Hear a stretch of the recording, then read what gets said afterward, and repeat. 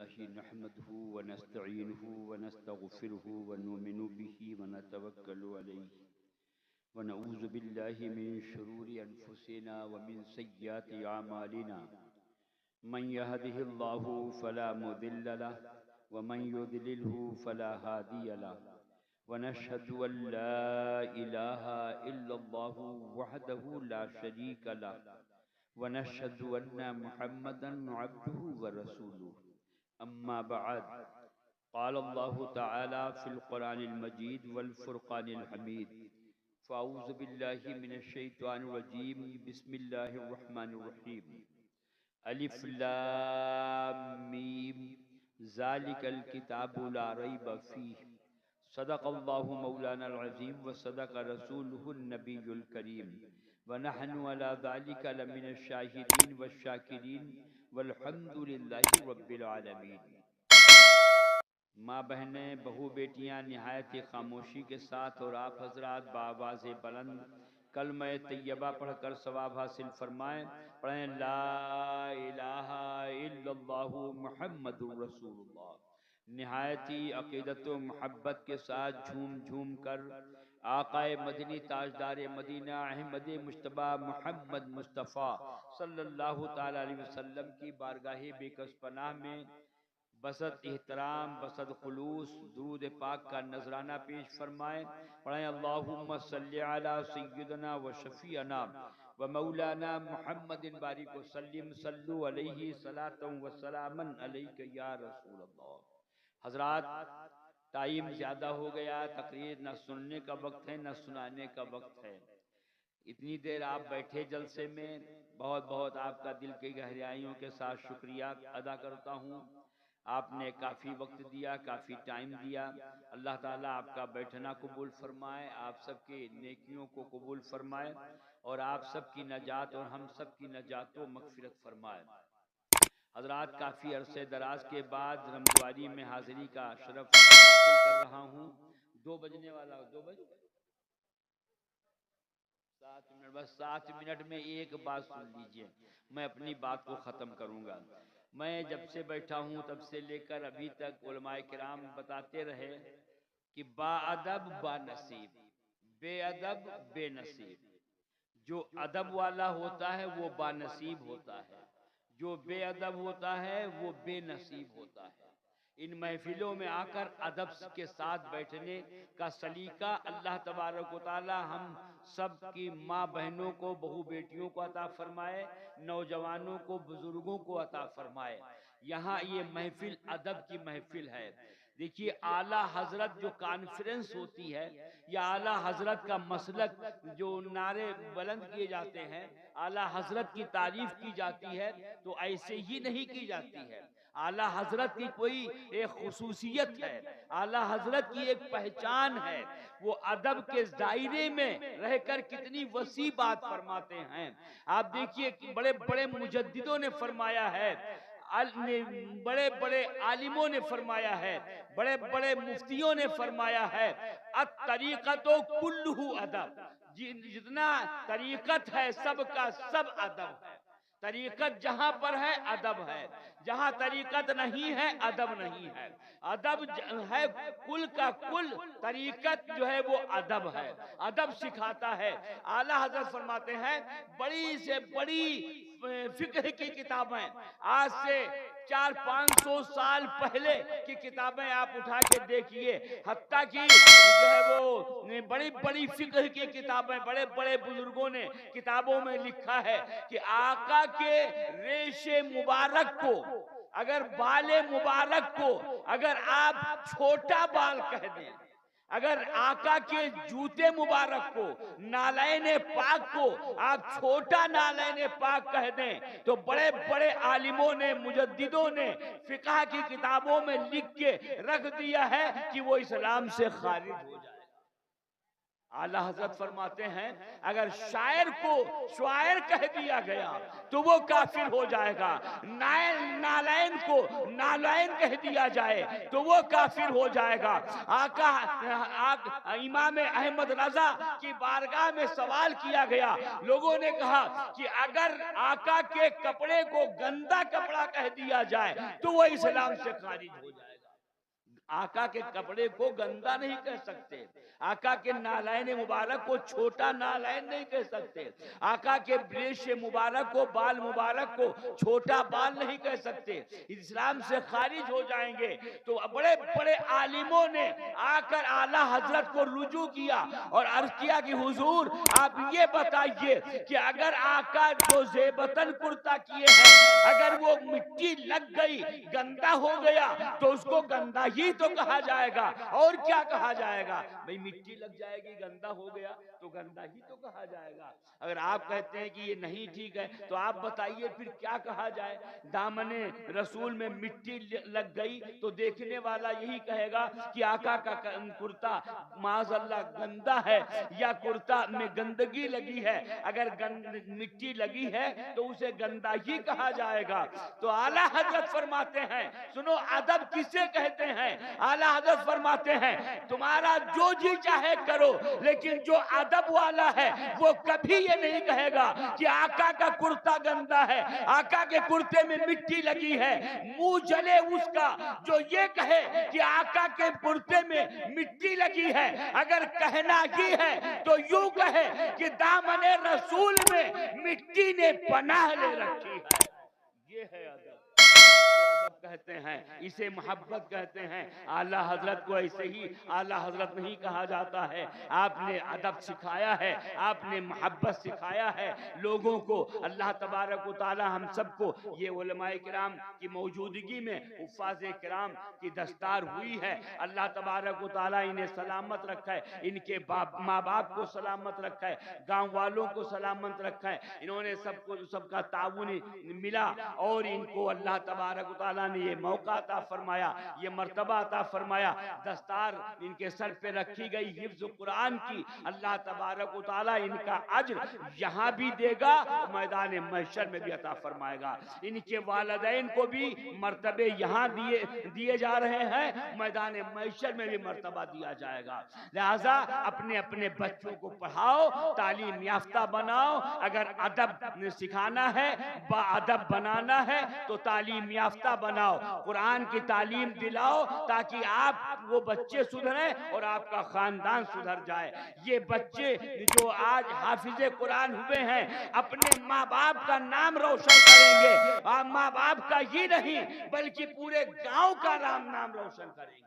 और ऐसा अगर ये दीन के रास्ते पर चलते रहे, अगर एहकाम शरीयत की पाबंदी करते रहे, हाफिज होने के साथ साथ नमाजों की पाबंदी करते रहे, शरीयत की पाबंदी करते रहे और लोगों को शरीयत की दावत देते रहे, बुराइयों से रोकते रहे, अच्छाइयाँ बताते रहे, अच्छाइयों की तरफ बुलाते रहे, तो एक दिन ऐसा आएगा कि इनका भी नाम रोशन होगा और पूरे रमदुआरी का नाम रोशन करेंगे।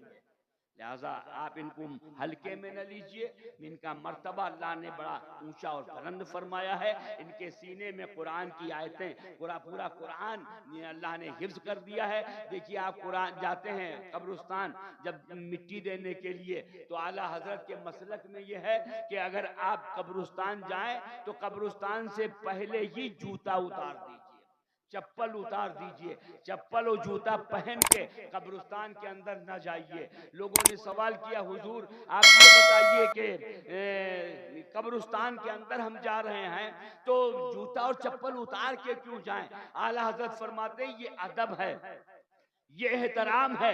इस कब्रिस्तान के अंदर सारे के सारे मोमिन लेटे हुए हैं, सारे के सारे मुसलमान लेटे हुए हैं, गैर मुस्लिम कोई नहीं है। और अल्लाह ने फरमाया है कि ऐ मोमिनो नमाज की पाबंदी करो, नमाज की पाबंदी करो, नमाज पढ़ो और नमाज में सूरह फातिहा पढ़ना फर्ज है। कोई ऐसा मुसलमान है, ऐसी कोई माँ बहन बहू बेटी जिसे कुरान नमाज आती हो, अलहम्दुलिल्लाह शरीफ की सूरत ना आती हो?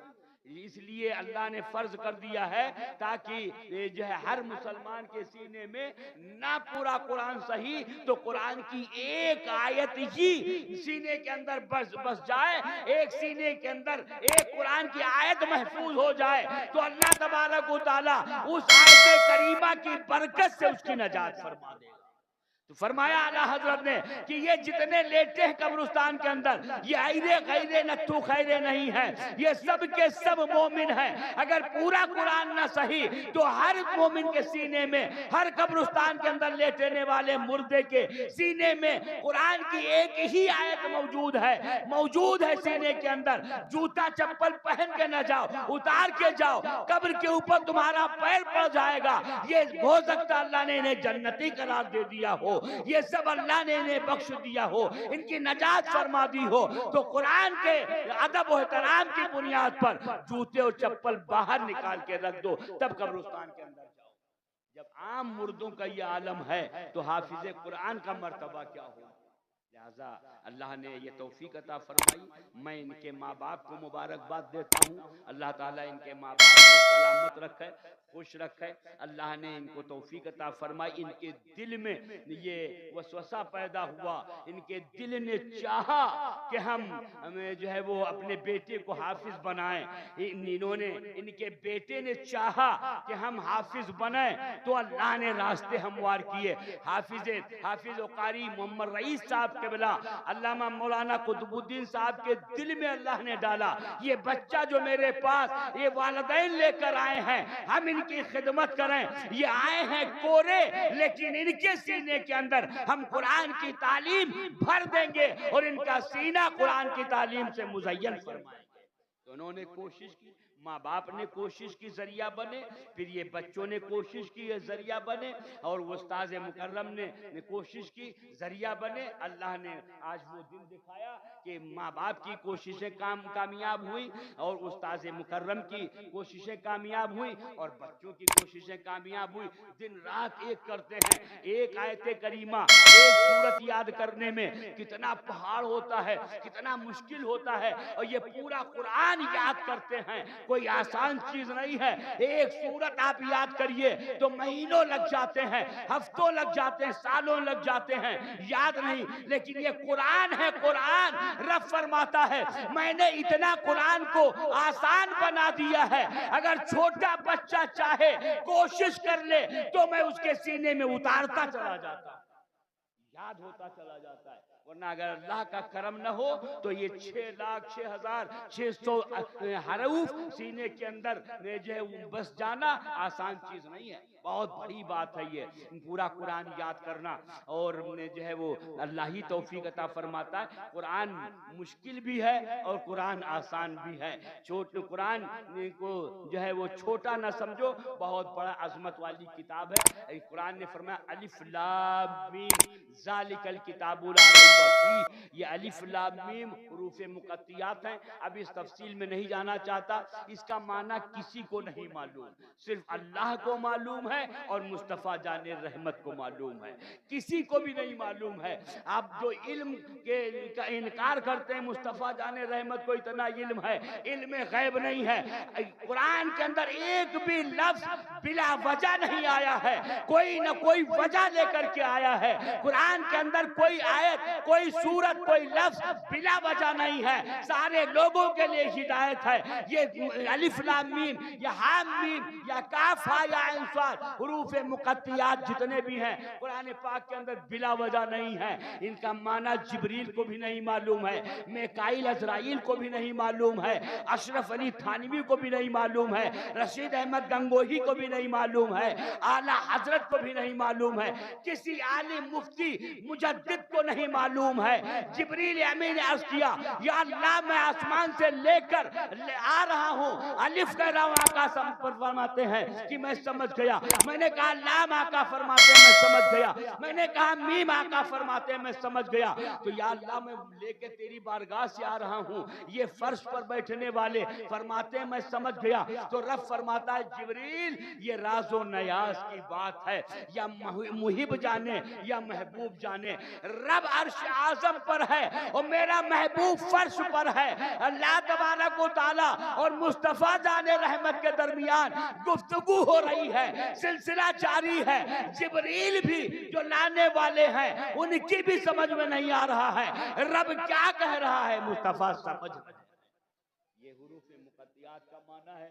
پوری آیت کریمہ کی تفصیل بیان کروں گا تو کافی وقت چاہیے ہے. بہرحال یہ جب تک حروف مقطعات قرآن پاک میں رہیں گے تب تک آقا صلی اللہ علیہ وسلم کے علم غیب کی مضبوطی کا علم ہمیں دیتے رہیں گے. اے لوگوں, جب کسی کو نہیں معلوم ہے, صرف مصطفیٰ جان رحمت کو اور اللہ کو حروف مقطعات کا معنی معلوم ہے, کسی عالم دین کو نہیں معلوم, کسی مفتی کو نہیں معلوم. سارے لوگوں کے لیے حروف مقطعات کا معنی غیب ہے, لیکن رسول کے لیے غیب نہیں ہے. تو آقا کے لیے غیب نہیں ہے. اللہ تبارک و تعالیٰ نے جتنا چاہا اتنا علم عطا فرمایا.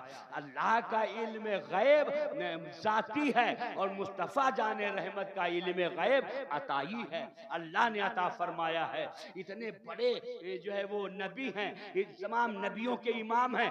ایک روایت سنیے, ایک حدیث پاک سنیے, اپنی بات کو میں ختم کر رہا ہوں, ٹائم نہیں ہے ورنہ سلسلے سے بتاتا کہ ادب کسے کہتے ہیں. ادب کی اگر میں تعریف کروں تو کم سے کم آدھا گھنٹہ لگے گا, لیکن اگر مختصر سے ایک جملے میں اگر تعریف کر دوں تو جملہ یہ ہے, پورا ادب کی تعریف ہو جائے گی ایک جملے میں.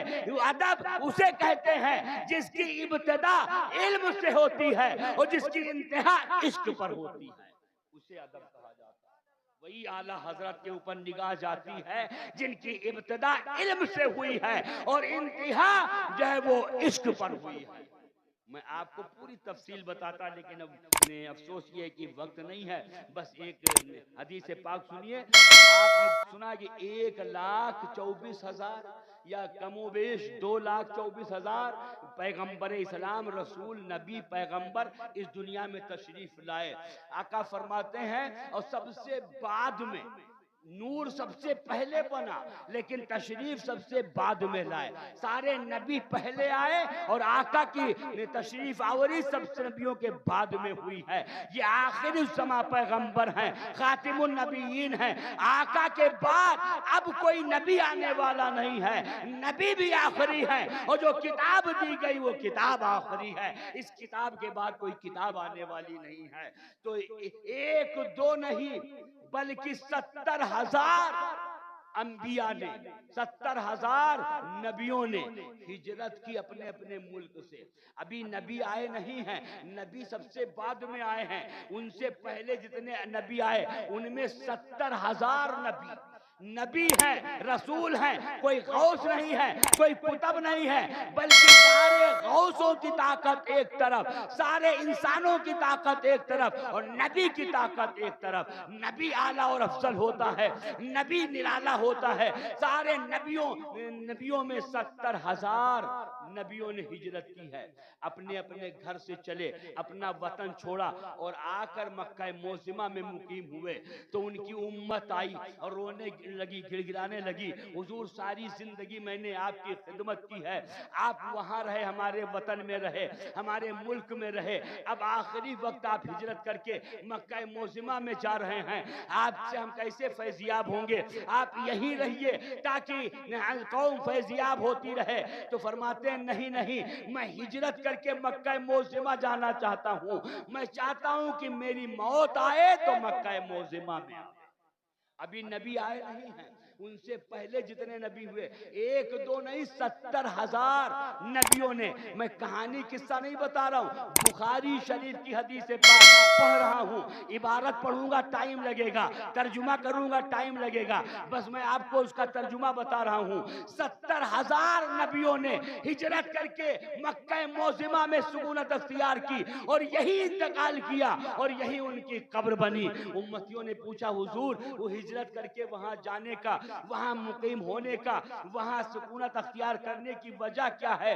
تو تمام نبیوں نے کہا تھا کہ اے امتیوں پریشان نہ ہو، میں اس مکہ معظمہ کی سکونت اس لیے اختیار کر رہا ہوں، میں نے سنا ہے، میں نے کتابوں میں معلوم کیا ہے، اللہ نے مجھے بتایا ہے سب سے آخر میں پیغمبر اسلام آئیں گے، خاتم النبیین آئیں گے، تمام نبیوں کے امام آئیں گے، محمد رسول اللہ آئیں گے، اور وہ مکہ معظمہ میں آئیں گے، یہاں پیدا ہوں گے۔ اس لیے میں چاہتا ہوں مجھے موت آئے تو مکے میں آوے، میری قبر بنے تو مکے میں بنے۔ تو امتیوں نے پوچھا حضور اس کی وجہ کیا ہے؟ کہا میری قبر مکے میں بنے گی، جب آقا تشریف لائیں گے مکے میں چلیں گے، گلی میں نکلیں گے، کسی طرف نکلیں گے، جب ان کا گزر ہوگا ہو سکتا ہے کبھی ہماری قبر پر آقا کا قدم ناز پڑ جائے تو اللہ تعالی ہماری منزلیں جو ہے اور بڑھا دے گا، ہماری مرتبے اور بڑھا دے گا، ہماری اور جو ہے وہ توقیر بڑھا دی جائے گی، اس لیے کہ آقا کا قدم ہماری قبر کے اوپر پڑ جائے۔